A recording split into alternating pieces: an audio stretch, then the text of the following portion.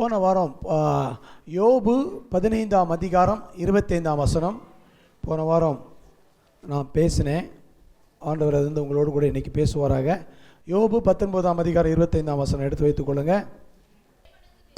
19:25. என் மீட்பர் உயிரோடு இருக்கிறார், பூமியின் மேல் நிற்பார் என்றும் நான் அறிந்திருக்கிறேன். அல்லேலூயா. எல்லாம் சொல்லுங்க, என் மீட்பர் உயிரோடு இருக்கிறார். அல்லேலூயா. கௌரிக்கு சொல்றேன், நந்தினிக்கு சொல்றேன், கத்தனிச்சார் மீட்பர் உயிரோடு இருக்கிறார். அல்லேலூயா. டாக்டர் ரிப்போர்ட் இப்படி இருக்கும், மருத்துவ ரிப்போர்ட் இருக்கும், நிறைய காரியங்கள் நம்முடைய காதுக்கு வரலாம், நிறைய பிசாசுடைய பொய்கள் நமக்கு வரலாம். ஆனால் உங்கள் ஆவிலிருந்து வரக்கூடிய வார்த்தை, என் மீட்பர் உயிரோடு இருக்கிறார், என்னை காப்பாற்றுறவர் உயிரோடு இருக்கிறார், என்னை காப்பாற்றுறவர் செத்து போகலை, அவர் மரித்த கடவுள் அல்ல, அவர் மரணத்தை ஜெயித்தவர். இந்த ஒரு வார்த்தை நீங்கள் அறிக்கணுங்க, நீங்கள் ரெண்டு பேரும். அல்லேலூயா. நம்ம ட்ரை பண்ணுவோம், சரியா? நீ டெலிவரி வரைக்கும் சொல்ல வேண்டிய வார்த்தை என்ன வார்த்தை? என் மீட்பர் உயிரோடு இருக்கிறார். உன் வீட்டுக்காரர் சுகமாக இங்கே சாட்சி சொல்கிற வரைக்கும் நீ சொல்ல வேண்டிய வார்த்தை என்ன? எப்பமெல்லாம் பயம் வருதோ, கலக்கம் வருதோ, திகில் வருதோ, உங்கள் ஆவியிலேருந்து வர வேண்டிய வார்த்தை, என் மீட்பர் உயிரோடு இருக்கிறார். அல்லேலூயா. அந்த வார்த்தைக்கு பின்னால் 1000 வல்லமையான சக்தி இருக்குது. அல்லேலூயா. இந்த யோபுவுடைய வாழ்க்கை கவனித்து பாருங்க. அவன் இடிந்து போன வாழ்க்கை, உடைந்து தகர்ந்து போய் தரைமட்டமாகி அவன் எல்லாவற்றையும் இழந்து 10 பிள்ளைகளை ஒரே நாளில் சாக கொடுத்து வியாதிப்பட்டு தன்னுடைய சொத்து பத்துக்களை இழந்து பிச்சைக்காரனை போல் இருக்கும் பொழுது அவருடைய நண்பர்கள் வந்து அவனுக்கு விரோதமாக 9 பிரசங்கம் பண்ணுறாங்க. நீ ஏதோ தப்பு பண்ணியிருக்கிற, அதனால தான் இப்படி நடந்திருக்குன்னு சொல்லி அவனை சம்மதிக்க வைக்கிறாங்க. டாக்டர் ரிப்போர்ட்டை பிசாசு சம்மதிக்க வைக்கிறான், ட்ரை பண்ணுறான் அவங்கள பார்த்து. ஆனால் நீங்கள் இதெல்லாம் கேட்டுட்டு இருந்தவன் திடீர்னு அவன் ஆவிலேருந்து ஒரு வார்த்தை வருது, என் மீட்பர். அத்தனை பொய்களையும் அது உடைத்து விட்டது. கைத்தட்டுங்க. ஹல்லேலூயா. உங்க மேல சொல்லப்பட்ட எல்லா பொய்களையும் சைலன்ஸ் பண்ணக்கூடிய ஒரு வார்த்தை, என் மீட்பர். எல்லாம் கை வைத்துங்களேன். என் மீட்பர் உயிரோடு இருக்கிறார், என்னை காப்பாற்றுகிற உயிரோடு இருக்கிறார், என்னை விடுவிக்கிறவர் உயிரோடு இருக்கிறார், என்னை சுகப்படுத்துகிற உயிரோடு இருக்கிறார், என்னை வாழ வைக்கிறவர் உயிரோடு இருக்கிறார். அல்லேலூயா. போன வாரம் நான் அதை பற்றி டீட்டெயிலாக பேசினேன். அது எப்படி ஒரு உறவின் மீட்பாளராக இருந்து போவாஸ் அந்த ரூத்தை வாழ வைக்கிறானோ, அதே போல இயேசு நமக்கு உறவின் முறையாய் மீட்பராய் இருக்கிறார். அவர் நம்மை உரிமையோடு மீட்டுக்கொள்ள வல்லமை உள்ளவர். அல்லேலூயா. எனக்கு என்ன கேள்வினா, வேற யாரோ பைபிளில் இந்த வார்த்தையை சொன்னால் பரவாயில்ல. பைபிளில் எத்தனையோ பரிசுத்தம் இருக்கிறாங்க. ஏசையா, எரேமியா, புதிய ஏற்பாட்டில் யோவான், இவங்கெல்லாம் என் மீட்பர் உயிரோடு இருக்கிறான்னா அது ஏற்றுக்கலாம். ஆனால் இதை சொன்னவர் வந்து மிக வாழ்க்கையில் பாதிக்கப்பட்ட ஒரு மனிதன் வாயிலிருந்து இப்படி ஒரு வார்த்தை வர முடியுமா? நல்லா சொல்கிறேன் கேளுங்க. சில காரியங்களை பதிவு பண்ணுறேன்.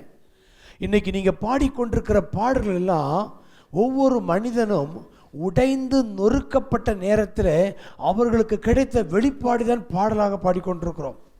ஆரம்ப நாட்களில் சாரா நௌரோஜி, வயலட் ஆரோன், இப்படிப்பட்ட பாடலில் எழுதினவர்களுடைய பின்னணியை நீங்கள் போய் கேட்டிங்கன்னா, சமீபத்தில் ஃபாதர் பெர்க்மன்ஸ் அவங்களுடைய பாடல்கள் பிரபலமாகி கொண்டிருக்கிறது.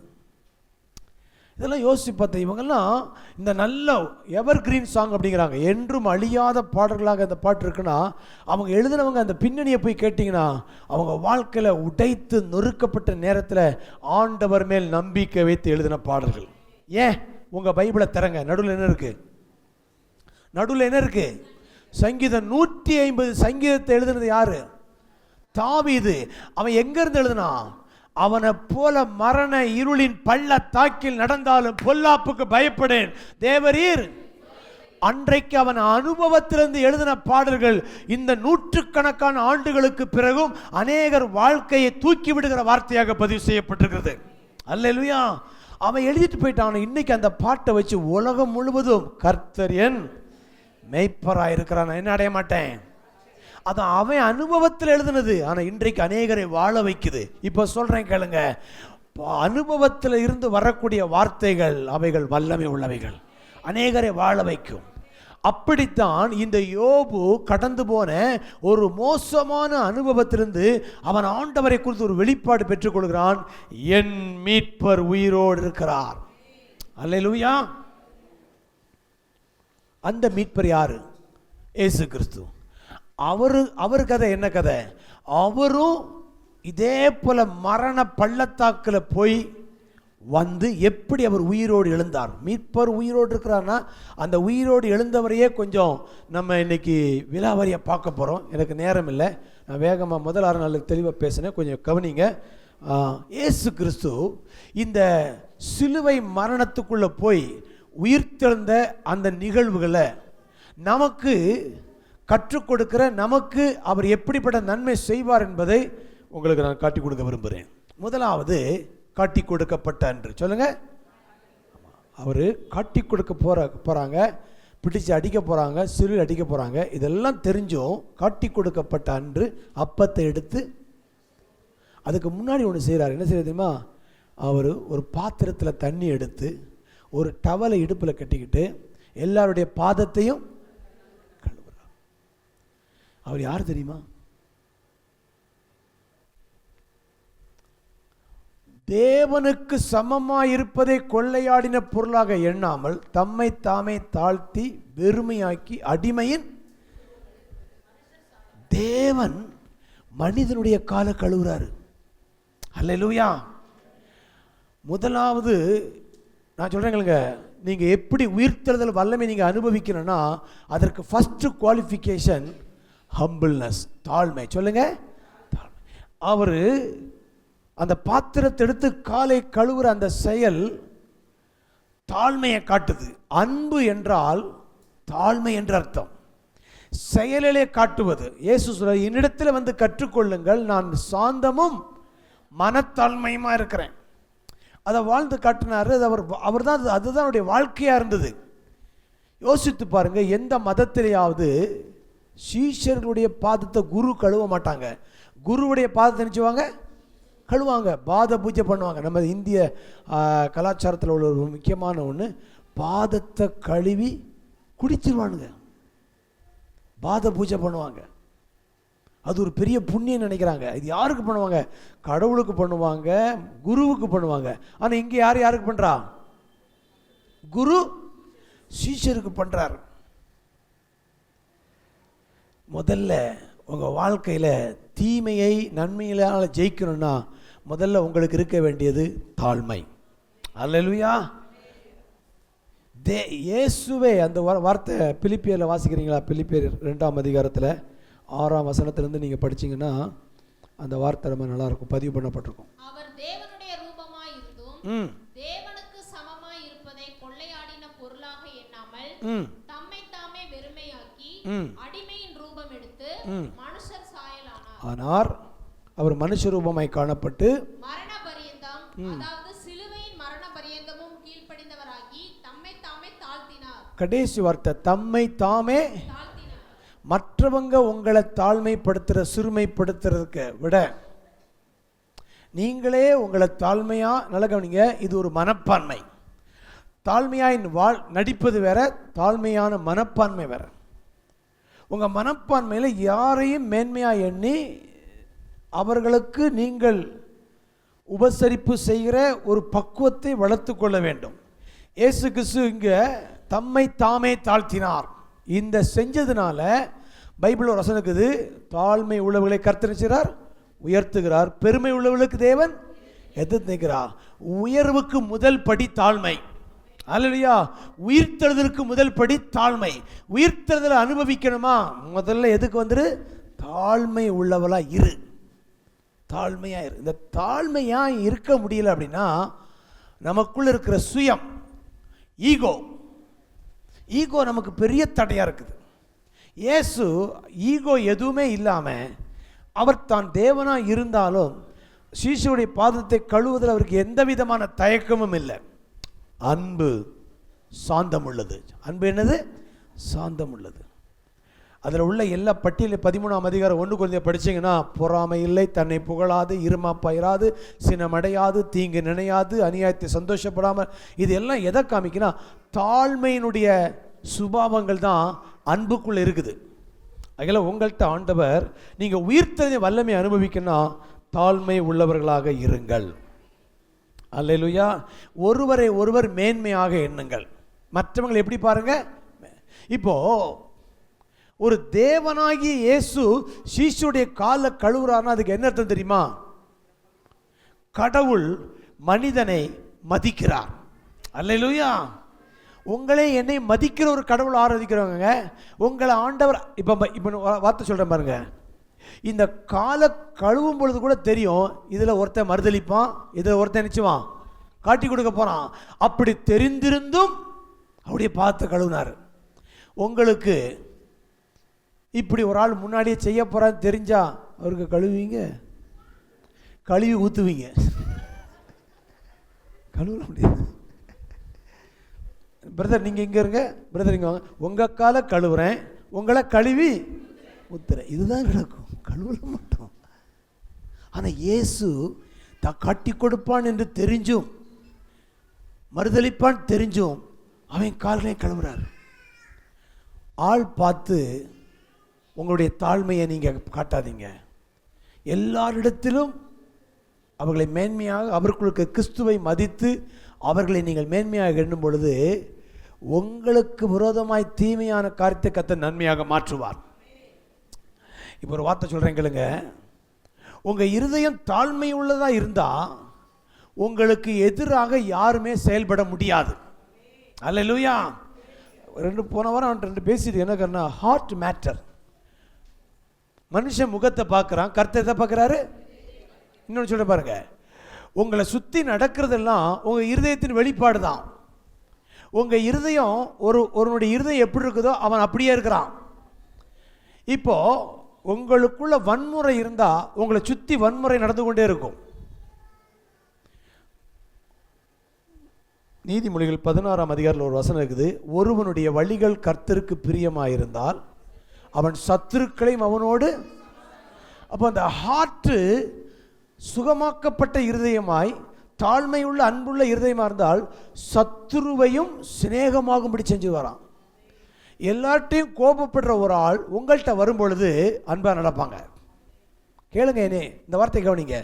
உங்கள் ஹார்ட்டு சுகமாக்கப்பட்ட இருதயமாக இருந்தால் உங்கள் கணவன், உங்கள் மனைவி, உங்கள் பிள்ளைங்க, அம்மா, அப்பா, நாத்தனார், மாமனார், இவங்க எல்லாருமே உங்கள்கிட்ட சமாதானமாக இருப்பாங்க. இப்போ அவங்க ஒரு மாதிரி உங்கள் நடக்கிறாங்கன்னா அது உங்கள் ஹார்ட்டை அவங்க காட்டுறாங்க. அது அவங்க வந்து ஒரு மிரர். அது அவங்க இல்லை, அது என்னிட ஒரு குணம்தான் அங்கே வெளிப்படுது. நான் என்னை மாற்றிக்கொள்ள வேண்டும்.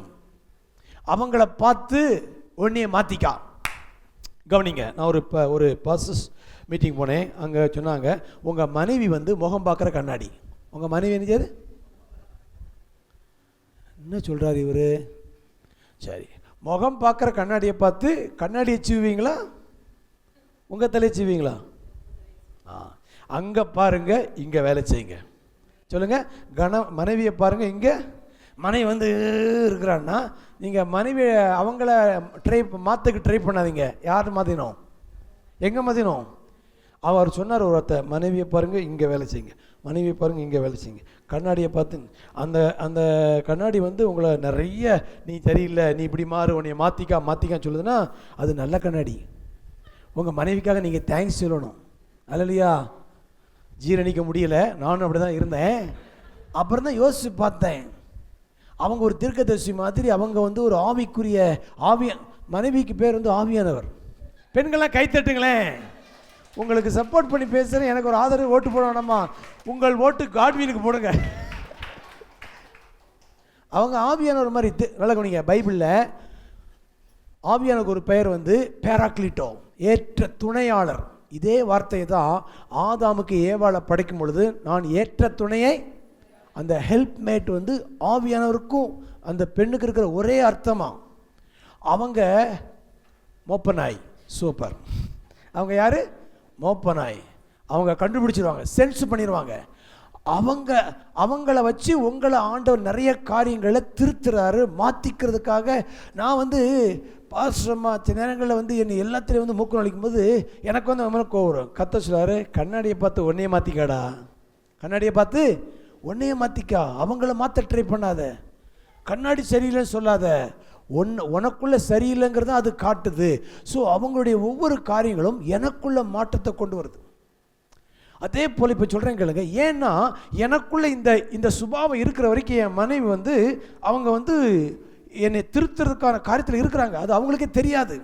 அவங்க என்னை பார்த்து எதாவது சொல்லிட்டுருப்பாங்கன்னா அப்போ நான் இன்னும் நான் இயேசுவை போல மாறுகிற வரைக்கும் என்னை சுற்றி உள்ள நபர்கள் எல்லாம் என்னை காட்டிக்கிட்டே இருக்கிறாங்க, ஏய் உனக்குள்ளே இது இருக்குது. அப்போது இந்த தாழ்மை வருவதற்கு தேவன் நம்ம சுற்றி இருக்கிற எல்லா உறவுகளையும் நம்ம எப்படி கையாளுகிறோம். இயேசு கிறிஸ்து எல்லாரையும் நேசித்தார். அவர்களோட சுற்றி இருந்த எல்லாரும் அவர்கள் எல்லாரையும் மன்னித்து அவர்களோடு தாழ்மையாய் யாவரோடும் இணக்கமாய் இருப்பதற்கு அவர் தன்னை பக்குவப்படுத்தி கொண்டார். Love one another. நல்ல கவனிங்க, தாழ்மையாக இருக்கிறவங்க யாரையும் காயப்படுத்த மாட்டாங்க. ஆமே சொல்லுங்க. இன்னொரு வார்த்தை சொல்லட்டுமா? தாழ்மையாக இருக்கிறவர்களை யாரும் காயப்படுத்த முடியாது. கைத்தட்டு. அல்லையா? தாழ்மையாக இருந்தீங்கன்னா நீங்கள் காயப்படவே மாட்டீங்க. ஏன்னா உங்களுக்கு காயம் ஆகாது. நீங்கள் எதையுமே நீங்கள் வந்து ஈகோ இருக்கிறவங்க தான் காயப்படுவாங்க, சுயம் காயப்படும். நம்முடைய ஈகோ தான் ஹர்ட் ஆகுது. அப்போ அந்த ஈகோவை நம்ம சாகடித்து தாழ்மையில் வரும் பொழுது எந்த நபருடைய வார்த்தையும் நம்மளை காயப்படுத்தாது. அவங்களையும் நாம் மன்னிக்கிறவங்களாம் பார்ப்போம். இயேசு கிறிஸ்து பாருங்க, தாழ்மையாக இருந்தனால அவரை பார்த்து மதத்தலை சொல்லுவாங்க, இவனுக்கு பிசாசு பிடிச்சிருக்குது, இவன் ஒரு ஏமாத்துக்காரன், இந்த எத்தன் அப்படிங்கிறாங்க. இந்த வார்த்தையெல்லாம் சொல்லும் பொழுது அவர் எங்கேயுமே ரியாக்ட் பண்ணல. பாருங்க, நம்மளாக இருந்தால் என்ன பண்ணுவோம்? சொன்ன ஆளை பார்ப்போம், நமக்கு கெப்பாசிட்டி இருந்தால் இங்கே பக்கத்தில் வா, இங்கே வா, என்ன சொன்ன நறுக்குன்னு மண்டையில் போடுவோம். கெப்பாசிட்டி இல்லைன்னா எந்த வழியில் வேணா, யானைக்கு ஒரு காலம்னா பூனைக்கு ஒரு காலம் அப்படின்னு வெயிட் பண்ணுவோம். ஆனால் இயேசு கிறிஸ்து பாருங்க, அப்படி சொன்னவர்களுடைய எந்த வார்த்தை தனக்குள்ளே எடுத்துக்கொண்டு காயப்படவே அனுமதிக்கலை. போற்றுவார் போற்றட்டும், தூற்றுவார் தூற்றட்டும். எனக்கு எங்கள் அப்பா என்னை பற்றி ஒன்று சொல்லிக்கிறாரு, இவர் என் நேசகுமாரன், இவன் மேலே நான் பிரியமாக இருக்கிறேன். என் அப்பாவே என்னை பற்றி நான் நேசகுமாரன் சொல்லிட்டாரு. மற்றவங்க எவர் என்ன சொன்னா எனக்கு என்ன, காயப்படவே இல்லை. உங்கள் வாழ்க்கையில் ஏன் ஒரு கணவனுடைய வார்த்தை மனைவியுடைய வார்த்தை நீங்கள் காயப்படுறீங்கன்னா, தேவன் உங்களை பற்றி என்ன சொல்லியிருக்கிறான்னு நீங்கள் உங்களுக்கு தெரியலை. உங்கள் வீட்டுக்கு ஓ மூஞ்சி சரியில்லை, ஓ மூக்கு சரியில்லை, ஓ முடி சரியில்லை, ஓ கலைச்சலையும் உங்களை பார்த்து சொல்கிறாங்களேன், நீங்கள் சிரிக்கணும். ஏன் சிரிக்கிற? நீ என்னவே சொல்கிறது. என்னை பார்த்து எங்கள் அப்பா சொல்லிக்கிறாரு, நீ கருப்பாக இருந்தாலும் அழகாக இருக்க, நீ என் பார்வைக்கு, இதை விட வேறு என்னங்க வேணும் சர்டிஃபிகேட்டு? நீ இவர் என் நேசகுமார், இவர் மேல் நான். இந்த 3 வார்த்தை தேவன் உங்களை பற்றி சொன்ன பிறகு உங்கள் வீட்டுக்காரர் உங்கள் வீட்டுக்காரி வந்தவன் போனவன் என்ன சொன்னாலும் எனக்கு கிடையாது கவலையே. நீங்கள் சொல்லணும், கண்ணாடியை பார்த்து நான் அழகாக இருக்கிறேன். கையை தட்டுங்க. யாராவது சொல்லியிருக்கீங்களா? உங்கள் கண்ணாடியை பார்த்து எந்த பொம்னாட்டியும் சொல்கிறது கிடையாது. எல்லா பொம்பளையும் கேட்டிங்கன்னா அவங்கள அழகாகவே இருந்தால் கூட அவங்கள ரசிக்கவே அவங்களுக்கு தெரில. இது சரியில்லை, இன்னும் கொஞ்சம் ஃபவுண்டேஷனை போடு, பட்டியை போடு, இதை போடு. உங்களை இயல்பாகவே ஆண்டு உங்களை நேசிக்கிறார். நீங்கள் இருக்கிற வண்ணமாகவே உங்களை நேசிக்கிற ஒரு கடவுள் இருக்கிறார். அல்லேலூயா. தேவன் உங்களை பார்க்கிற விதத்திலே நீங்கள் உங்களை பார்க்கும் பொழுது மற்றவர்கள் எதை சொன்னாலும் அதை குறித்து கவலைப்படவே மாட்டீர்கள். இயேசு கிறிஸ்து ஏன் காயப்படலைன்னா, பிதா அவரை குறித்து சொன்ன வார்த்தை அடித்தளமாக இருந்தார். அல்லேலூயா. அடுத்தது, நீங்கள் யாரையாவது காயப்படுத்துறீங்கன்னா அது உங்களையே காயப்படுத்திக்கிறீங்க. ஒரு கணவன் மனைவியை காயப்படுத்துகிறான்னா அவன் மனைவியை காயப்படுத்தலை, தன்னையே காயப்படுத்துகிறான். எப்படி சொல்கிறீங்க? கணவன் தலை, மனைவி சரீரம். இப்போ அவன் காயப்படுத்துகிறான், யாரை காயப்படுத்துகிறான்? அப்படி சரீரத்தை காயப்படுத்துகிறான். ஸோ காயப்படுத்துவதை நிறுத்திவிட்டு சரீரமாகிய சபையில் எல்லாரும் அவயவங்களாக இருக்கிறோம். ஒருவருக்கு ஒருவர் உதவி செய்யும்படி, நன்மை செய்யும்படி, அன்பு கூறும்படி தேவன் நம்மை அழைத்திருக்கிறான். அல்லேலூயா. ஃபஸ்ட்டு ஸ்டெப்பே தாழ்மை தான். கையை வைத்து சொல்லுங்க, ஆண்டவரே எனக்கு தாழ்மை உள்ள இருதயத்தை தருகிறபடியால் உமக்கு நன்றி ஆண்டவரே. எனக்குள் இருக்கிற எல்லா சுயம் மேட்டிமையெல்லாம் மாறட்டும் ஆண்டவரே. ஆமென். தாழ்மையை வளர்த்து கொள்ளுங்க. இயேசுவிடத்தில் கற்றுக்கொள்ளுங்க. அவரை பாருங்க. அவரை பார்க்க பார்க்க அவரை போலவே நீங்கள் மாறுவீர்கள். அல்லேலூயா. ரெண்டாவது, அடுத்து அந்த கைது செய்த பிறகு அவர் போன பாதை எல்லாமே ஒரு டார்க்னஸ் அப்படிங்கிறாங்க, இருண்ட ஒரு சூழ்நிலைக்குள்ளே கடந்து போகிறார். இப்போ நான் ஒரு வார்த்தை சொல்ல பாருங்க, உங்கள் வாழ்க்கையில் நீங்கள் கடந்து போகிற எல்லா இருண்ட சூழ்நிலையிலும் ஏற்கனவே இயேசு போயிருக்கிறார். கைத்தட்டுங்க. ஹல்லேலூயா. அவர் போகாத எந்த இடத்துக்கு நீங்கள் போகல. அபியூஸ், நீங்கள் இங்கே யாரையா இருக்கீங்களா? நான் செக்ஷுவலாக என்னை அபியூஸ் பண்ணிட்டாங்க, என்னை ஃபிசிக்கல் அபியூஸ் பண்ணுறாங்க, என்னுடைய வார்த்தையால் என்னை நிறைய பேர் அபியூஸ் பண்ணுறாங்க அப்படி நீங்கள் யாராவது சொல்லுங்களா? இயேசு நிர்வாணப்படுத்தப்பட்டார். ஒரு மொழியாக்கத்தில் சொல்கிறாங்க, அவங்களுடைய அந்த ரோம போர் சேவகர்கள் அவரை ஹோமோசெக்சுவல் டார்ச்சர் பண்ணிக்கிறாங்க. அவர் மேலே பேசப்படாத எந்த கெட்ட வார்த்தையும் இல்லை, அத்தனை அவர் சகித்திருக்கிறார். இப்போ நான் உங்களை பார்த்து சொல்கிறேன்னா, அவர் இதையெல்லாம் தாண்டி போயிருக்கிறனால நீங்கள் கடந்து போகிற பாதையை அவர் புரிந்திருக்கிறார், அறிந்திருக்கிறார். ஆகையால் உங்களுக்கு ஹெல்ப் பண்ணுறதுக்கு அவர் ஏபிள் காட், வல்லவராக இருக்கிறார். அல்லேலூயா. வாசிக்கிறீங்களா? எபிரேயர் 2ஆம் அதிகாரம் கடைசி வசனம் படித்து பாருங்கள். என்ன போட்டிருக்குது? அவர் தாமே சோதிக்கப்பட்டு பாடுபட்டதினாலே, ஆதலால் அவர் தாமே சோதிக்கப்பட்டு பாடுபட்டதினாலே அவர் சோதிக்கப்படுகிறவர்களுக்கு உதவி செய்ய வல்லவராய் இருக்கிறார். யார் ஒருத்தர் கஷ்டப்படுற உதவி செய்ய முடியும்னா, கஷ்டத்துக்குள்ள போனவங்களுக்கு தான் கஷ்டம்னா என்னன்னு தெரியும். அவர் நீங்க போகிற எல்லா பாதையிலும் நான் உனக்கு முன்னே போய் அப்படின்னா இங்கே தான் போயிருக்கிறாரு. எல்லா கடினமான பாதைக்குள்ள போயிருக்கிறாரு, சிலுவை பாதையில் போயிருக்கிறனால நீங்கள் மென்டல் டார்ச்சர், தூக்கம் இல்லை, மன உளைச்சல், இதெல்லாம் இயேசு ஏற்கனவே போயிருக்கிறார். ஆகையால் உங்களுக்கு அவர் உதவி செய்ய வல்லவராக இருக்கிறார். அல்லேலூயா. முதல் இருள் என்ன தெரியுமா? 3 இருள் சொல்லி முடிச்சிடறேன். முதல் இருள் மிஸ் அண்டர்ஸ்டாண்டிங். சொல்லுங்க. மக்கள் உங்களை தவறாய் புரிந்து கொள்வார்கள். கணவன் மனைவிக்குள்ள மிஸ் அண்டர்ஸ்டாண்டிங், சபைக்குள்ள மிஸ் அண்டர்ஸ்டாண்டிங். ஏதோ ஒன்று சொல்ல போய் எதையோ புரிஞ்சுக்கிட்டு எதையோ ஒன்று பேசிக்கிட்டு பெரிய ரணகலமாயிருது. இப்படி தவறாய் புரிந்து இயேசுவை தப்பாக புரிஞ்சவங்க நிறைய பேர், அவர் மேலே நிறைய மிஸ் அண்டர்ஸ்டாண்டிங் இருந்தது. இது எதை காட்டுதுன்னா, உங்கள் லைஃப்லேயும் அது வரும், உங்களுக்கு அவர் ஹெல்ப் பண்ணி உங்களை தூக்கி விடுவார். அல்லேலூயா. ரெண்டாவது, அந்த பாதையில் அவர் போயிருக்கிறனால அதனுடைய ஃபீலிங் என்ன, வலி என்ன, வேதனை என்ன எல்லாம் அவருக்கு தெரியும் அத்துப்படி. ஆகையால் நான் பட்ட கஷ்டம்லாம் யாருக்கும் தெரியாதுங்க. என் மன உளைச்சல்லாம் வேறு யாருக்கும் தெரியும். என்னைய போல உங்களை விட சீனியர்லாம் பைபிள் இருக்கிறாங்க. அல்லேலூயா. யோபு இருக்கிறாரு, இயேசு இருக்கிறார். ஆகையெல்லாம் அவங்க உங்கள் முன்னால் இருக்கிறனால அவங்க அதிலிருந்து வென்று ஜெயித்து வந்திருக்கிறாங்க. உங்களுக்கும் வெற்றி கொடுக்க தேவன் வல்லவராக இருக்கிறார். அல்லேலூயா. உங்களுடைய இருள் ஆண்டவருக்கு, உங்கள் இருளுக்குள்ளே இயேசு இறங்கினார். அந்த இருளுக்குள்ளே அவர் கடந்து போனதுனால உங்களுக்கும், அதாவது சங்கீதக்காரர் சொன்னார், நான் மரண இருளின் பள்ளத்தாக்கில் நடந்தாலும் பொல்லாப்புக்கு தேவரீர். அந்த இருளுக்குள்ள பிதா இயேசுவோடு இருந்தார். கைத்தட்டுங்க. ஹல்லேலூயா. நிறைய பேருக்குள்ள அடுத்த ஒரு பொய் என்னன்னா, எனக்கு யாருமே இல்லை, நான் தனியாக இருக்கிறேன், நான் ஒரு அனாதை. இது சாத்தானுடைய புனையப்பட்ட பொய். கணவன் மனைவி அம்மா அப்பா இருந்தும் நிறைய பேர் இந்த மாதிரி பேசுறீங்க வீட்டுக்குள்ள. நான் இந்த வீட்டில் ஒரு அனாதை. நான் சொல்கிறேன், உங்கள் வீட்டுக்காரர் நடந்துக்கிற, உங்கள் மனைவி நடந்துக்கிற, உங்கள் அம்மா அப்பா நடந்துக்கிற வச்சு நீங்கள் சொல்கிறீங்க. நீங்கள் அப்படி சொல்கிறது உண்மையே கிடையாது. ஏன்னா பைபிள் ஒரு வசனம், நான் உன்னை விட்டு விலகுவதும் இல்லை. அப்போ எப்படி நீங்கள் அனாதையாக முடியும்? மினிமம் கூட எத்தனை பேர் இருக்கிறாங்க? மினிமம் யாரெல்லாம்? பிதா, குமாரன், இந்த 3 பேரையும் உங்களை விட்டு பிரிக்கவே முடியாது. அப்படிப்பட்ட இடத்துல இருக்கும்போது நீங்கள் எப்படி அனாதைன்னு சொல்ல போச்சு?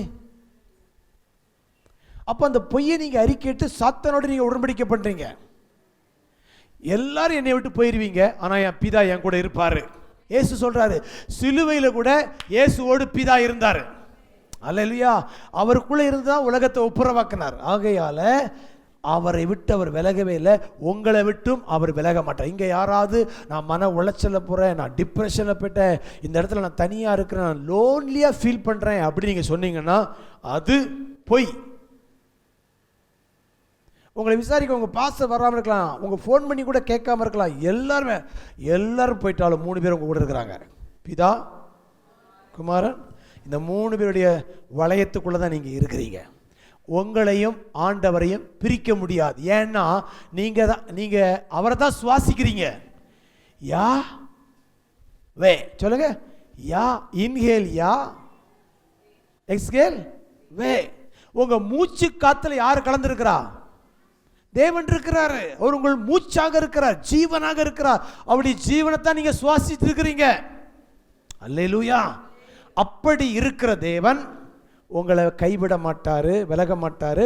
உங்க சூழ்நிலையில உங்க கூட இருக்கிறார். இன்னொரு கேள்வி என்னன்னா, சரி நான் அபியூஸ் பண்ணும்பொழுது கர்த்தர் இருக்கிறேன்னு சொன்னீங்கல்ல, அவர் ஹெல்ப் பண்ண வேண்டியதானே? நல்ல கேள்வி. அவர் ஹெல்ப் பண்ண மாட்டேன்னு சொல்ல மாட்டாரு. ஆனா இந்த பாதை வழியாக நீங்கள் கடந்து போகும் பொழுது இயேசுவுக்கும் அபியூஸ் நடந்தது, அவர் கடந்து போனார். உங்க கூட நீங்க அபியூஸ் ஆக்கப்படும் பொழுது அவரும் அபியூஸ் ஆக்கப்பட்டிருக்கிறார். நல்ல ஒரு வார்த்தை சொல்லுங்க. எப்பொழுதுமே தேவன் விக்டிமோட ஐடென்டி பண்றாரு. பாதிக்கப்பட்டவர்களோடு இருக்கிற கடவுள் தான் நாம் ஆராதிக்கிற தேவன். பாதிப்பு கொடுக்குறான் பாருங்க, அவனோடு இருக்கிற தேவன் அல்ல. பாதிக்கப்பட்ட நபரோடு தன்னை அடையாளப்படுத்தி அவர்கள் படுகிற அதே பாதையை, வேதனையை இவரும் அனுபவிக்கிறார். ஏன் அப்படின்னா, அதில் இருந்து உன்னை மீட்டெடுக்க, அந்த இருளிலிருந்து உன்னை மீட்டெடுக்க, இந்த தீமையை நன்மையாக மாற்ற. யோசேப்புடைய வாழ்க்கையில் எல்லா அபியூஸ் நடந்தது, கூட இருந்தார். அந்த தீமையை நன்மையாக மாற்றுறாரு. அந்த நன்மையான சாட்சி தான் பிற்காலத்தில் அநேகருக்கு ஒரு வழிகாட்டியாக மாறுது. தாவீதுக்கு நடந்த எல்லா தீமையும் சங்கீதமாக மாறி இன்னைக்கு நமக்கு அது ஆறுதலாக மாறுகிறது. அதில் உங்கள் வாழ்க்கையில் அது நடக்கும்பொழுது ஏன் எனக்கு உதவி செய்யாமல் என் கூட இருந்து எனக்கு ஹெல்ப் பண்ணாமல் எனக்கு கூட இருந்து என்ன பிரயோஜனம் அப்படின்னா, ஹெல்ப் பண்ண முடியாமல் இல்லை, ஹெல்ப் பண்ண ஏபிள் உண்டு. இஸ்ரவேலை தாக்க வந்த பார்வோனை கவிழ்த்து போட்டவர் அவர் தான். யாக்கோபை தாக்க வந்த லாபானார் சொப்பனத்தில் எச்சரித்து தள்ளி நின்று சொன்னவர் அவர் தான். ஆனா சிலருடைய வாழ்க்கையில் அந்த தீமையோடு அவரும் சேர்ந்து உள்ள வர்றாருன்னா அதுக்கு பின்னால் ஒரு பெரிய நோக்கம் இருக்குது. இப்ப சொல்றீங்களுங்க, உங்க வாழ்க்கையில் இருந்த எந்த தீமையும் வேஸ்ட் கிடையாது, எல்லாத்தையும் ஒட்டுமொத்த நன்மையா கையை தட்டுங்க. வட்டியும் முதலுமாய் தேவன் மாற்றி கொடுப்பாரு. இந்த 5 அப்போ 2 மீனை 5000 பேருக்கு போஷிப்பு கொடுத்துட்டு பந்தியா உட்கார வச்சுட்டு கடைசியில் மீதியான துணிக்கையெல்லாம் என்ன சொல்லுங்க, எல்லாத்தையும் ஒன்று கூட ஒரு இது கூட கீழே மிஸ் ஆகக்கூடாதுன்னு சொல்லி எல்லாத்தையும் கூட பெருக்க சொல்றாரு.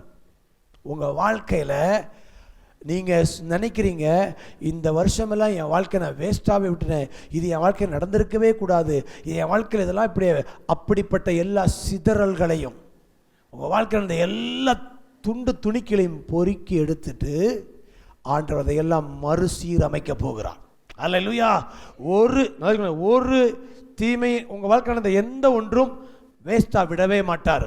அதை எடுத்து ஒட்டுமொத்த நன்மையாக திரும்பி காட்டுகிற தேவன். அல்லேலூயா. சூப்பர். அடுத்ததாக புறக்கணிப்பு. மக்கள் நம்மளை புறக்கணிக்கிறது ரொம்ப கஷ்டமாக இருக்கும். நல்ல நெருக்கமாக இருப்பாங்க, நம்மகிட்ட வாங்கி சாப்பிடுவாங்க, நம்ம வீட்டில் படுத்திருப்பாங்க. அப்புறம் உங்களுக்கு தெரியும்ல, என்ன சொன்ன, நம்மகிட்ட வாங்கி சாப்பிடுவாங்க, ரொம்ப நெருக்கமாக இருப்பாங்க, அப்புறம் அப்படியே எதிர்மறையாக மாறிடுவாங்க. இந்த மாதிரி நடக்கும்பொழுது நம்ம ரொம்ப ஷாக் ஆயிடுறோம். ஆனால் இந்த பாதையில் கர்த்தர் போயிருக்கிறார். போன வாரம்தான் ஓசன்னா தாவீதின் குமாரனுக்கு போடுன்னு சொல்லி பாட்டு பாடின ஆட்கள் சொல்கிறேன் கேளுங்க. நல்ல மக்கள் இதை மாதிரி பாட்டு பாடி நல்லா ஓட்டு விழுந்துன்னு நினைக்காதீங்க. ஒரு ஓட்டு விழல அவருக்கு. அல்லேலூயா ஓசனா சொன்னவங்க அடுத்த வாரம் சொல்றாங்க, இவனை சிலுவையில். மக்கள் மாறிடுவாங்க. மாறாத ஒருத்தர் இருக்கிறார். அல்லேலூயா. புறக்கணிச்சிட்டாங்க. ஆனால் ஆண்டவர் ஏன் அப்படி ஒரு நாள் பாராட்டினவே அடுத்த நாள் இப்படி சிலுவையில் சொன்னாலும் இயேசு ஏன் சோர்ந்து போகலைன்னா, மனிதனுடைய அபிப்பிராயத்தில் அவர் வாழலை, தேவனுடைய அபிப்பிராயத்தில் வாழ்ந்தாரு இல்லையா? பிதா என் மேலே பிரியமாக இருக்க, மக்கள் ஒரு நாள் பாராட்டுவாங்க, ஒரு நாள் கீழே பேசுவாங்க, ஆனால் என்னை குறித்து தேவன் அறிந்திருக்கிறார். ஆமென், அல்லேலூயா. மூணாவதாக கண்டமினேஷன். இவர் மேலே பொய்யான குற்றச்சாட்டுகள், பொய்யான தீர்ப்பு. ஒரு நீதிபதி, நல்லா கவனிங்க, பிலாத்துங்கிறது நீதிபதி, ஒரு நீதி அரசர் இயேசுவுக்கு மரண தண்டனை விதிக்கிறாரு. நீங்கள் உங்களால் கற்பனை பண்ண முடியுமா? ஏங்க, மனிதன் உலகத்தில் வாழ்ந்த, முழு உலகத்தில் இதுவரை வாழ்ந்ததில் ஒரு பாவம் இல்லாத ஒரே மனிதர் யாராக இருக்க முடியும்? இயேசுவாக. அந்த மனிதனுக்கு ஒரு நீதிபதி மரண தண்டனை விதிக்கிறான். ராத்திரி, முந்தின நாள் ராத்திரியோடைய மனைவி, யோ அந்த ஆளுக்கு எதுவும் பண்ணிடாத, அது நீதிமான், சொப்பனம் பார்த்தேன் அப்படிங்கிறான். அவன் கொஞ்சம் பயப்படுறான். ஆனால் வந்துட்டு சொல்கிறான், கேட்குறான், பரபாசை விடுதலை ஆக்கிறேன், பரபாசை உங்களுக்கு ஜெயிலில் கொடுத்துறேன், சிலுவைங்க இயேசு விடுதலை ஆக்கலாம்னு சொன்னால் மக்கள் சொல்லிட்டாங்க, இவனை சிலுவையில் அறையும் சிலுவைனாங்க. கடைசியில் என்ன பண்ணான்? தண்ணி எடுத்து கையை கழுவி, இந்த இரத்தப்பழி என் மேலே இருக்கக்கூடாதுன்னு சொல்லி அவன் கையை கழுவிட்டு தீர்ப்பு கொடுத்துட்டான், சிலுவையில் அடிக்கலான்ட்டான். சில நேரங்களில் மக்கள் உங்களை தப்பாக தீர்ப்பு போடுவாங்க, கண்டம் பண்ணுவாங்க.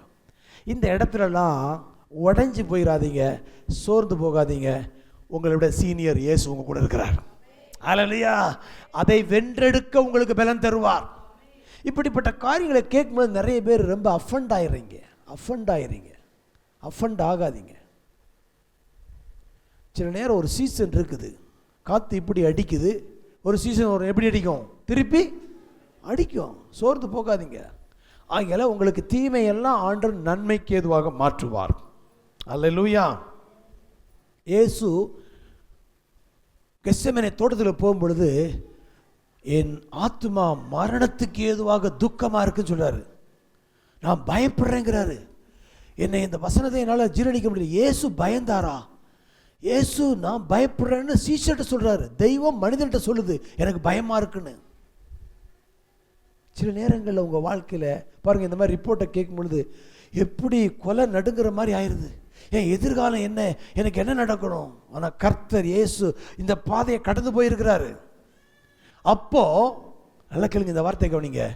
எனக்காக ஜெபம் பண்ணுங்கன்னு சொல்லி கடவுள் சீஷர்கிட்ட கேட்குறாரு. கடவுள் மனுஷன்ட்ட ஜெப உதவி கேட்குறாரு. அந்த 3 பேர்கிட்ட சொல்கிறாரு, என் கூட சேர்ந்து ஜெபம் பண்ணுவீங்களான்னு கேட்குறாரு. யோசிச்சு பாருங்க, இதை விடையே நீங்கள் மோசமாக போயிட்டீங்க. ஒரு கடவுள் மனிதனுடைய ஜெப உதவியை கேட்டு முட்டி போட்டு நிற்கிறாரு. ஏன்னா மனிதனுடைய வாழ்க்கையில் இதெல்லாம் தவிர்க்க முடியாது வரும் பொழுது ஆண்டவருடைய உதவி தேவை. அந்த இடத்துல ஒரு தேவ தூதன் வந்து அவரை பலப்படுத்தினான். நான் சொல்கிறேன், சில இடங்களில் உங்களுக்கு மற்றடைய உதவி, ஜெப உதவி தேவை. நீங்கள் ஃபீலிங்காக பயப்படுறீங்கன்னா நீங்கள் ஷேர் பண்ணுங்கள். உங்களுக்கு ஒரு நல்ல ஒரு செக்யூர் ஒரு கம்யூனிட்டி வேணும். உங்கள் மனந்திருந்து பேசக்கூடிய ஒரு அக்கா, ஒரு அண்ணன், ஒரு அம்மா இருக்கணும். அவங்கள்ட்ட சொன்னுங்க, அவங்க உங்களை ஹக் பண்ணி உங்களுக்காக ஜெபிக்கிற ஒரு தாய் தகப்பன் இருக்கணும். அல்லேலூயா. அப்போ இயேசு இந்த பாதையை கடந்து போயிருக்கிறான்னா, இப்போ ஒட்டுமொத்தமாக சொல்கிறேங்களுங்க, இதெல்லாம் ஏன் கடந்து போனார்னா, உங்களுக்கு வர வேண்டியதை இயேசு தன்மையை சுமந்திருக்கிறார். நீங்கள் சுகமாக இருக்க வேண்டும் என்பதற்காக தன்னுடைய சரீரத்திலே 40 அடி வாங்கியிருக்கிறாரு, சவுக்கடி. ஒரே ஒரு பெரம்படி வாங்க முடியாதுங்க மலேசியாவில். மலேசியா போலீஸுக்காரன்ட்ட ஒரு பெரம்படி நீங்கள் வாங்கினீங்கன்னா வாழ்நாள் முழுவதும் மறக்கவே மாட்டீங்க. அந்த தடம் சாகுற வரைக்கும் இருக்குமா பேக்கில். குற்றவாளிகளுக்கு கொடுக்குற தண்டனை. அவருக்கு 39 சவுக்கடி சதையை பிச்சு எடுத்துருக்குறாங்க. சொல்கிறாரு, அவருடைய தழும்புகளால் நம்மளை சுகமாக்குறார். எந்த மனுக்குலம் அவரை காயப்படுத்தினதோ அதே காயத்தின் தழும்புகளால் இயேசு நம்மை சுகமாக்குறார். அல்லேலூயா. 365 தடவை பைபிளில் பயப்படாதே பயப்படாது சொல்லுகிறார். பயப்படுகிற நம்மை பலப்படுத்தும்படி தேவன் அவருடைய வார்த்தை நமக்கு தந்திருக்கிறார். கடைசியாக சிலுவை சுமந்து கொண்டு அவர் போன பாதை கொல்கத்தா மலை ரோடு கிடையாது, ரஃப் ரோடே கிடையாது. அப்படிப்பட்ட முள்ளும் கல் இருக்கிற இடத்துல இயேசு சிலுவை சுமந்துட்டு போனார். இதை என்ன சொல்கிறாங்கன்னா, நம்முடைய வெட்கம், நம்முடைய குற்ற உணர்வு, நம்முடைய பயம், நம்முடைய கோபம், நம்முடைய கசப்பை எல்லாம் இயேசு சிலுவையில் சகித்திருக்கிறார். அல்லேலூயா. நீங்கள் கசப்படையாமல் இருக்குது, வெட்கப்படாமல் இருப்பதற்காக இயேசு தன்மேல் வெட்கத்தை அவமானத்தை ஏற்றுக்கொண்டிருக்கிறார். அல்லேலூயா. உங்களுடைய எல்லா வலி வேதனை இயேசு சுமந்திருக்கிறார், நீ சுமக்க தேவையில்லை. அல்லேலூயா. அதெல்லாம் வரும் பொழுது ஆண்டவருடைய உதவியை கேளுங்க. எனக்காக நீ சுமந்தபடியால் உமக்கு நன்றி சொல்லுங்க. அந்த வெக்கம் அவமானம் எல்லாம் தன் நன்மையாக உங்களுக்கு நேராய் மாறும். அவர் அடிக்கப்பட்டார், பரிகாசம் பண்ணப்பட்டார், துப்பப்பட்டார். அவரை எல்லா விதத்திலும் அவரை அவர்கள் கொடுமையாக நடத்தினார்கள். ஒரு வார்த்தை தமிழில் ஒரு வார்த்தை உண்டு, ரொம்ப மோசமாக நடத்துகிற ஒரு வார்த்தை. ஆனால் அது எல்லாத்தையும் அவர் கடந்து போய், இப்போ ஒரு வார்த்தை சொல்லட்டுமா, ஹியூமன் டெம்ப்டேஷன் எல்லாவற்றையும் இயேசு எக்ஸ்பீரியன்ஸ் பண்ணியிருக்கிறார். மனிதர்கள் சந்திக்கிற எல்லா வேதனைகளையும் சோதனைகளையும் இயேசு சரீரப்பிரகாரமாக அவர் அனுபவித்தபடினால அவர் உங்களுக்கு உதவி செய்ய வல்லமை உள்ளவர். அல்லேலூயா. ஆகையால் அதே எபிரேயரில் ஒரு வசனம் இருக்குது, படிக்க போகிறோம். இந்த வசனத்தை படித்து நம்ம ஜெபம் பண்ண போகிறோம். ஆதலால் தைரியமாய் கிருபாசன தண்டையிலே, 4ஆம் அதிகார கடைசி வசனம் வாசிங்க சிஸ்டர். ஆதலால் இரக்கத்தை பெறவும் சகாயம் செய்யும் கிருபை அடையவும் தைரியமாய் கிருபாசன தண்டையிலே. இப்போ நான் சொல்கிறேன் கேளுங்க, இப்படிப்பட்ட உதவி செய்கிற கடவுள் என் மீட்பர் உயிரோடு இருக்கிறார்னா ஏதோ அவர் சாகசம் படைச்ச கடவுள் கிடையாது. அவரை எதிர்பார்த்த மேசியாவை எதிர்பார்த்தாங்க. ஒரு அரசர் மாதிரி யுத்தம் பண்ணி எதிரிகளை எல்லாம் வீழ்த்தி ரோம அரசாங்கத்தை கீழ்ப்படுத்தி கிறிஸ்தவர்களுக்கு ஆதரவாக இருப்பார் நினைச்சாங்க. ஆனால் படுகொலை செய்யப்பட்டார். இதை பார்க்கும் பொழுது இவரா நம்மளை காப்பாற்றுவார்னா உயிர் தெழுந்த பிறகு தான் தெரிஞ்சுது அவர் மரணத்தையும் பாதாளத்தையும் ஜெயித்திருக்கிறாரு. அப்படிப்பட்ட மீட்பர் உங்களுக்கு உதவி செய்ய வல்லவராக இருக்கிறார். நீங்கள் போன எல்லா பாதையும் போயிட்டு மரணத்தை ஜெயித்து வந்திருக்கிறனால அவர் நீங்கள் போகிற எந்த பாதையிலும் உங்களுக்கு உதவி செய்து உயிர் தெழுந்த வல்லமை வெளிப்படுத்த வல்லவராக இருக்கிறார். அப்படிப்பட்ட மீட்பர் உயிரோடு இருக்கிறார். அல்லேலூயா. ஆகியால மென்டல் டார்ச்சர், தூக்கம் இல்லை, டிப்ரெஷன் இருக்கிற, மன உளைச்சலுக்கு நீங்கள் யாராவது சொன்னீங்கன்னா நீங்கள் போன பாதையில் இயேசு போயிருக்கிறாரு, உங்களுக்கு உதவி செய்ய வல்லவர். நீங்கள் தைரியமாக அவரிடத்துல வரலாம். அல்லேலூயா. இந்த ஆண்டவர்கிட்ட நீங்கள் எந்த விதமான உங்கள் எமோஷனல் ட்ராமாவுக்கு கூட ஹெல்ப் பண்ணுவார். உங்கள் எமோஷனெலாம் எனக்கு ரொம்ப ஒரு மாதிரி, சிலருக்கு பாருங்கள், நம்ம அந்த காலத்தில் ஒரு பெரிய பிரச்சனை, எனக்கு என்னென்னே சொல்ல தெரிலம்பாங்க. என்ன பண்ணுது சொல்லுங்கள், என்னென்ன அப்படியெல்லாம் உளைச்சலுக்குள்ளே போயிருக்கிறோம். இப்போல்லாம் அதுக்கு நிறைய வார்த்தைகள் வந்துருச்சு, மன உளைச்சல், டிப்ரெஷன், டென்ஷன். முன்னாடிலாம் அந்த வார்த்தையே கிடையாது. என்னமோ பண்ணுது, தூக்கமே வரமாட்டேங்குது. இது எல்லாத்துலேயும் இயேசு போயிருக்கிறால உங்களுக்கு உதவி செய்ய வல்லவர். நீங்கள் தைரியமாக வாங்க. யார்கிட்ட? இந்த உதவி செய்ய மீட்பர், என் மீட்பர் உயிரோடு இருக்கிறார். அவர் நீங்கள் தைரியமாக நீங்கள் எப்படிப்பட்ட எமோஷனல் ப்ராப்ளத்துக்கும் அவர் உங்களுக்கு உதவி செய்வார். எனக்கு இப்படி ஃபீல் பண்ணுறேன் ஆண்டவரே, எனக்கு இந்த மாதிரி எண்ணமாக இருக்குது, என்னை இப்படி சொல்லிட்டாங்க. ஆண்டவரை கேளுங்க, ஆண்டவர் அந்த இடத்துல உங்களை அரவணைத்து தூக்கி உங்களை சுகப்படுத்தி உயிர்த்ததின் வல்லமையினாலே உங்களை பலப்படுத்துவார். அல்லேலூயா. உங்களையும் இயேசுவையும் பிரிக்க முடியாது. ஆமென். இயேசு உங்களுக்குள் இருக்கிறார். உங்களோடு இருந்து உங்களை எல்லா தீமையிலிருந்து ரட்சித்து எப்படி உயிர்த்தெழுந்தவராக வந்தாரோ உங்களுடைய வாழ்க்கையும் உயிர்த்தெழுதலின் வல்லமையினாலே அநேகருக்கு சாட்சியாக மாறும். இந்த காலங்களில் போயிட்டுருக்கிற நிறைய காரியங்கள்லாம் பிற்காலத்தில் அநேகருக்கு உங்கள் வாழ்க்கை சாட்சியாக மாறும். நீங்கள் நின்று சொல்லுவீங்க, உங்கள் சாட்சி அநேகரை தூக்கி விடும். நீங்கள் பேசுகிறதெல்லாம் தீர்க்கதரிசனமாக இருக்கும். நீங்கள் போய் நின்னாலே இந்த குடும்பம் அங்கே அற்புதங்கள் நடக்க ஆரம்பிக்கும். அதுக்கு தான் இந்த பாதையில் கர்த்தர் கூட்டு போகிறார். சாத்தான் தீமைக்கென்று வைத்திருந்தாலும் அந்த தீமையை, அதான் அழுகையின் பள்ளத்தாக்கை உருவ நடந்து நீரூற்றாக்கி கொள்கிறார்கள். அதை நடந்து நீரூற்றை கொள்வது மலைகளும் குளங்களை நிரப்பும். அவர்கள் பலத்தின் மேல் பலனடைந்து சீயோனுக்கு தேவ சந்நிதியிலே காணப்படுவார்கள். ஸோ உபத்திரவம் உங்களை அழிக்காது, உங்களை உருவாக்குகிறது. நீங்கள் இந்த பிரச்சனைக்குள்ளே போன பிறகு நீங்கள் இன்னும் ஸ்ட்ராங்கராக மாறுவீங்க. பெர்சிக்யூஷன் உங்களை வாரியராக மாற்றும், உங்களை இன்னும் பராக்கிரமசாலியாக மாற்றுமே தவிர பிசாசு கொண்டு வந்த எல்லா தீமையும் உங்களை ஒரு பராக்கிரமசாலியாக மாற்றுமே தவிர உங்களை பலமிழந்து போக செய்ய விடாது. அல்லேலூயா. என் மீட்பர் உயிரோடு இருக்கிறார். கண்களை மூடி ஹல்லேலூயா. ஒருவேளை இந்த ஆராதனைக்கு வந்திருக்க உங்கள் வாழ்க்கையில் நீங்கள் போய்கொண்டிருக்கிற எல்லா மன உளைச்சலையும் இருளையும் இயேசு ஏற்கனவே கடந்து போயிருக்கிறார். அவர் உங்களுக்கு உதவி செய்ய வல்லவர். ஹல்லேலூயா. உங்கள் காயத்தை யார் அறிந்திருக்கிறார்? காயத்தை குணமாக்குற தேவனாக இருக்கிறார். உங்களுக்கான மீட்பர் உயிரோடு தான் இருக்கிறார். ஒரு செத்துப்போன, ஒரு உதவி செய்ய முடியாத ஒரு கடவுளை நீங்கள் ஆராதிக்கவில்லை, உதவி செய்ய வல்லவர். நீங்கள் தைரியமாய் கிருபாசனத்தண்டைக்கு வாங்க. இங்கே இருக்கிற எல்லாரையும் பார்த்து சொல்கிறேன், நீங்கள் எப்பவும் 24/7 நீங்கள் தைரியமாக இயேசுவிடத்தில் வந்து உதவியை கேட்கலாம். உங்களுடைய தகுதியை பார்த்தவர் பார்க்கறதில்ல, அவர் உங்களை மேன்மையாக பார்க்கிறார். அவருடைய தகுதியை வைத்து உங்களுக்கு அவர் மேன்மை கொடுக்க உதவி செய்ய வல்லவராக இருக்கிறார்.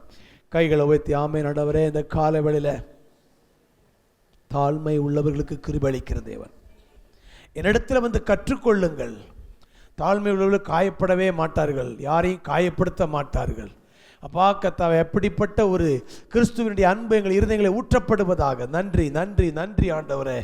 ஆண்டு இங்கே இருக்கிற சிலருடைய நீங்கள் கடந்து போயிட்டு இருக்கிற பாதை யாருக்குமே புரியாமல் இருக்கலாம். பக்கத்தில் இருக்கிறவங்க முகத்தை பார்க்குறாங்க, ஆனால் ஆண்டவர் உங்களை இருதயத்தை பார்க்குறாரு. அந்த இருதயத்தின் வலி வேதனைகளை எல்லாம் சுகமாக்கி உங்களை ஆச்சரியமான நன்மைக்கு நிறைய கொண்டு வர இயேசு வல்லவராக இருக்கிறார். கரங்களை உயர்த்தி ஆண்டவரை பார்த்து ஹல்லேலூயா, நன்றி நன்றி நன்றி நன்றி ஆண்டவரே.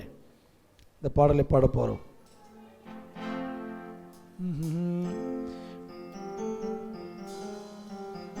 உந்தன் தனிமையில் மிக நெருக்கத்தில் உனக்கு யாரும் இல்லையோ என்று தாளங்கினே உள்ளம் உடைந்ததா சிந்தும் கண்ணீரை கண்டேன் நான்.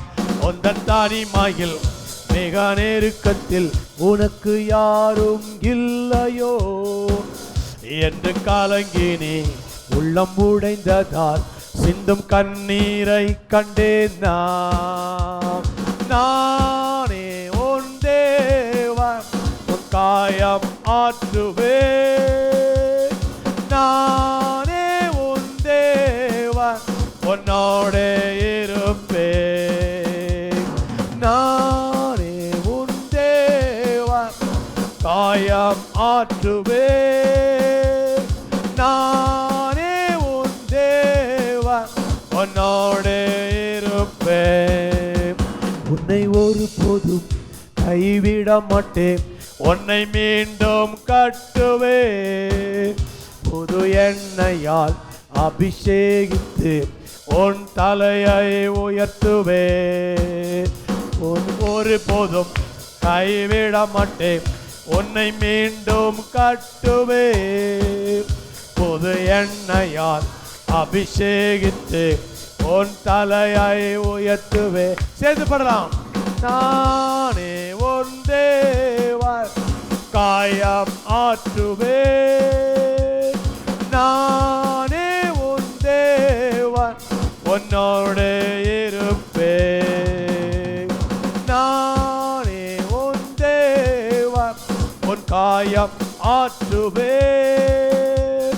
நானே உன் தேவன், உன்னோடு இருப்பேன். யெகோவா ராபா, காயம் ஆற்றுவார். யெகோவா நம் தேவன், நம்மோடு இருப்பார். யெகோவா ராபா, காயம் ஆற்றுவார். யெகோவா நம் தேவன், உன்னோடு இருப்பார். கரங்களை பக்கத்தில் உள்ளவங்க மேலே கை வச்சு ஜெபம் பண்ணுங்க. ஒரு ஹார்ட் ஹீலிங், இருதயத்தினுடைய காயங்கள், பயங்கள், வெக்கம் எல்லாம் மாறி தேவ சமாதானம் நிரப்பும்படியாக.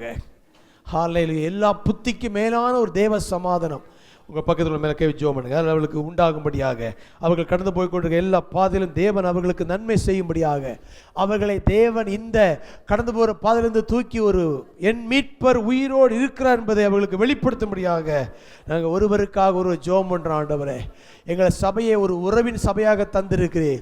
ஒருவருக்காக ஒருவர் அக்கறையாக ஜெபிக்கிற ஒரு சபையாக, ஒருவரை ஒரு விசாரிக்கிற ஒரு அன்பின் குடும்பமாக தந்திருக்கிற ஆண்டவரே. இந்த குடும்பத்தில் யாரும் தனிமையாக கிடையாது. இந்த குடும்பத்தில் யாரும் அனாதை கிடையாது. இந்த குடும்பத்தில் யாரும் கைவிடப்பட்டவர் கிடையாது ஆண்டவரே. இந்த குடும்பத்தில் தேவன் எங்களுக்கு ஆறுதலாக இருக்கிற ஆண்டவரே. ஒவ்வொருவருமே நம்முடைய கரங்களை நாங்கள் வைக்கிறோம் ஆண்டவரே. இந்த நாள்ல இருந்து அப்பா தேவனுடைய திருத்துவ உறவை அனுபவிக்க உதவி செய்வீராக. உயிர்த்தெழுந்த வல்லமை வெளிப்படுவதாக நாங்கள் ஜெபிக்கிறோம். நன்றி நன்றி நன்றி. கரங்களை தட்டி கர்த்தர் நம்முடைய ஜெபங்களை எல்லாம் கேட்டுபடியா நன்றி நன்றி நன்றி ஆண்டவரே. தகப்பனே, இந்த நல்ல காலவேளை நம்முடைய ஆலயத்தில் கொண்டு வந்து துதிக்க ஜெபிக்க எங்களோடு பேசின நம்முடைய வார்த்தைகளுக்காக நன்றி ஆண்டவர். இயேசு கடந்து போன பாதைகள், நாங்கள் கடந்து போகிற பாதைகள், இயேசு எப்படி உயிர்த்தெழுந்த வல்லமையோடு வந்தாரோ அதே போல நாங்களும் இந்த பாதையில் இருந்து நாங்கள் எழும்பி வருவோம் என்று விசுவாச கர்த்தாவே ஒரு சவால் எங்களுக்கு முன்ன வைத்திருக்கபடியா நன்றி ஆண்டவரே. எங்களுக்கு உதவி செய்ய தேவன் இருக்கிறார். நாங்கள் தைரியமாக இடத்துல வர முடியும் என்று எங்களுக்கு ஒரு தைரியத்தை கொடுத்தபடியா நன்றி. ஒவ்வொருடைய வாழ்க்கையிலும் தேவன் அப்பா கர்த்தாவே தீமை நன்மையாக மாற்றி வெட்கத்துக்கு பதிலாக கீர்த்தியும் புகழ்ச்சியும் தந்து வழிநடத்துவீராக. தொடர்ந்து சபை ஊழியர்களை பொறுப்படுத்திக் கொண்டு ஜனத்தை ஆசீர்வதிப்பீராக. இயேசுவின் மூலம் பிதாவே.